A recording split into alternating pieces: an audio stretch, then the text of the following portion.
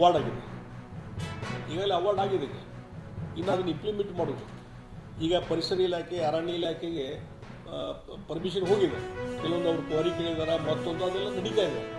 ಇವತ್ತಿಲ್ಲ ನಾಳೆ ಪರ್ಮಿಷನ್ ಕೊಡಲೇಬೇಕು, ಅಷ್ಟೇನೇ ಇಲ್ಲ. ಎಲ್ಲದರಲ್ಲಿ ಕ್ಲಿಯರೆನ್ಸ್ ಆಗಿದೆ. ಹೀಗಾಗಿ ಕೇಂದ್ರ ಸರ್ಕಾರ ಎಲ್ಲವೂ ಕ್ಲಿಯರೆನ್ಸ್ ಮಾಡಿದೆ. ಇನ್ನು ಕೆಲವೊಂದು ಪ್ರೊಸೀಜರ್ ಇದ್ದಾವೆ. ಆದರೆ ಗೋವಾದ ಮುಖ್ಯಮಂತ್ರಿ ಸಾಮಂತ್ ಅವರು ಏನೊಂದು ಮೊನ್ನೆ ಹೇಳಿಕೆಯನ್ನು ಕೊಟ್ಟರು. ಅವರು ತಮ್ಮ ರಾಜ್ಯದ ಹಿತಾಸಕ್ತಿ ಬಗ್ಗೆ ಬೇಕಾದ ಹೇಳಿ ಅದು ವಿರೋಧ ಮಾಡ್ತೀವಿ, ಕೋರ್ಟಲ್ಲಿ ಫೈಟ್ ಮಾಡಿದರು, ಟ್ರಿಬ್ಯುನಲ್ದಲ್ಲಿ ಫೈಟ್ ಮಾಡಿದರು. ಹಾಕಿದೆ, ಅವ್ರು ಮಾಡ್ಕೊಳ್ಳಿ. ಅಲ್ಲಿ ಗೋವಾದ ಜನರ ಭಾವನೆಗೆ ಪೂರಕವಾಗಿ ಅವ್ರು ಮಾಡಿರ್ಬೋದು. ಆದರೆ ಎಲ್ಲ ಕಡೆ ಸೋಲಾಗಿದಲ್ಲ. ಈಗ award, tribunal award, Mahadayi tribunal award ಆಗಿಬಿಟ್ಟಿದೆ. ಈಗ ನಮ್ಮ ಪರವಾಗಿ ನಿರ್ಧಾರ ಆಗಿದೆ. ಹೀಗಾಗಿ ಈ ರೀತಿ ನಿರ್ಧಾರ ಆಗಿದೆ. ಮತ್ತೆ ಅದಕ್ಕೆ ಕೆಲಸಕ್ಕೆ ಅಡೆತಡೆ ಮಾಡುವಂಥದ್ದು ಮತ್ತೊಂದು ಗೋವಾದ ಮುಖ್ಯಮಂತ್ರಿ ಮಾಡಬಾರ್ದು. ಮತ್ತು ಅಲ್ಲಿ ಹೋಗಿ ಮನವಿ ಕೊಡ್ರಿ ನೀವು ಕೇಂದ್ರ ಸರ್ಕಾರಕ್ಕೆ ಹೋಗಿ. ಆದರೆ ಅಲ್ಲಿ ಕೇಂದ್ರದ ಸಚಿವರು ಇಲ್ಲ ನಾ ಪರ್ಮಿಷನ್ ಕೊಡೋದಿಲ್ಲ ಅಂತ ಹೇಳ್ಯಾರ ಅವರು ಅನ್ನುವಂಥದ್ದು ಏನೋ ಪದ ಇದೆಯಲ್ಲ, ಹೇಳಿಕೆ, ಇದು ಸರಿಯಾದಲ್ಲ. ಕೇಂದ್ರ ಸರ್ಕಾರ ಯಾವಾಗಲೂ ಇಂಪಾರ್ಷಿಯಲಾಗಿ ನಡ್ಕೊತದ್ದು. ಎಲ್ಲ ರಾಜ್ಯಗಳ ಬಗ್ಗೆ ಇಂಪಾರ್ಷಿಯಲ್ ನಡ್ಕೊತದ. ಮಾದಾಯಿ ವಿಚಾರದಲ್ಲಿ ಸಹಿತ ಹಲವಾರು ಕ್ಲಿಯರೆನ್ಸ್ ಕೊಟ್ಟಿದ್ದ ಕೇಂದ್ರ ಸರ್ಕಾರ. ಹೀಗಾಗಿ ಇವತ್ತು ಸರಿಯಾದಂಥ ನಿರ್ಧಾರವನ್ನು ಟೈಮ್ಲಿ ಅವ್ರು ತೆಗೆದುಕೊಳ್ತಾರೆ. ಗೋವಾದ ಮುಖ್ಯಮಂತ್ರಿ ಯಾರೋ ಪರವಾಗಿ ಹೇಳಿದ್ದು ಸರಿಯಲ್ಲ. ಆ ರೀತಿ ಹೇಳಿಕೆ ಕೊಡಬಾರ್ದು ಮತ್ತು ಇನ್ವೆಸ್ಟಿಗೇಷನ್ ಮಾಡುವಂಥದ್ದು ಆಗಬಾರ್ದು ಅಂತ ಮಾಡಿ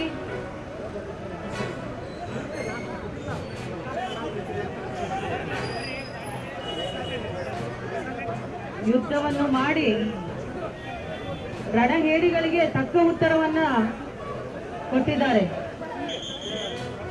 ಕಾರ್ಗಿಲ್ ವಿಜಯೋತ್ಸವದ ಸಂದರ್ಭದಲ್ಲೂ ಕಾರ್ಗಿಲ್ ಸ್ತೂಪಕ್ಕೆ ನಾನು ಯಾವಾಗೂ ಬಿಡ್ತಿದ್ದಿಲ್ಲ. ನಾನು ಮಹಾನಗರ ಪಾಲಿಕೆ ಸದಸ್ಯ ಆದಾಗಿನೂ ಅದಕ್ಕಿಂತ ಮುಂಚೆನೂ ನಾನು ದೂರದಿಂದ ಬಂದು ನಿಂತ್ಕೊಂಡು ನಾನು ನಮನವನ್ನು ಸಲ್ಲಿಸಿ ಹೋಗ್ತಿದ್ದೆ.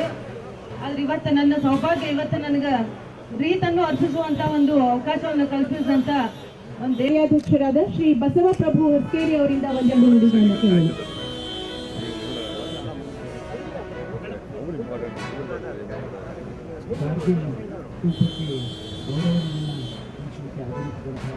ಅಂಥದ್ದೊಂದು ಪ್ರಸಂಗ ಕಾರ್ಗಿಲ್ ಸಂದರ್ಭದೊಳಗೆ ಅವರು ತಮ್ಮ ಮನಸ್ಪನೆಯನ್ನು ಮಾಡಿ ಭಾರತವನ್ನು ರಕ್ಷಿಸಿದ್ದನ್ನು ನಾವು ಮರೆಯಲಿಕ್ಕಾಗದು.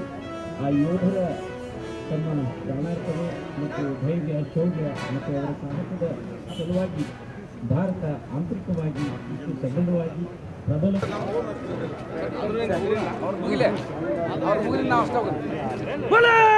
भारत माता की जय, बोला भारत माता की जय।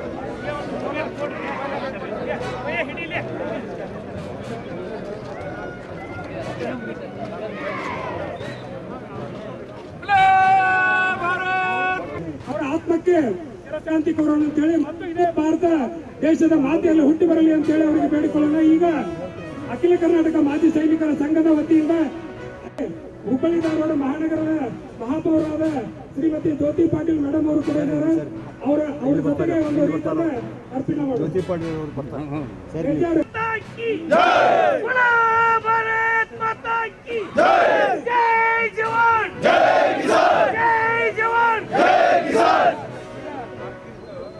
ನಮ್ಮ ಹುಬ್ಬಳ್ಳಿ ಧಾರವಾಡ ಮಹಾನಗರ ಪೌರರು ಅನ್ನೋಕ್ಕಿಂತ ನಮ್ಮ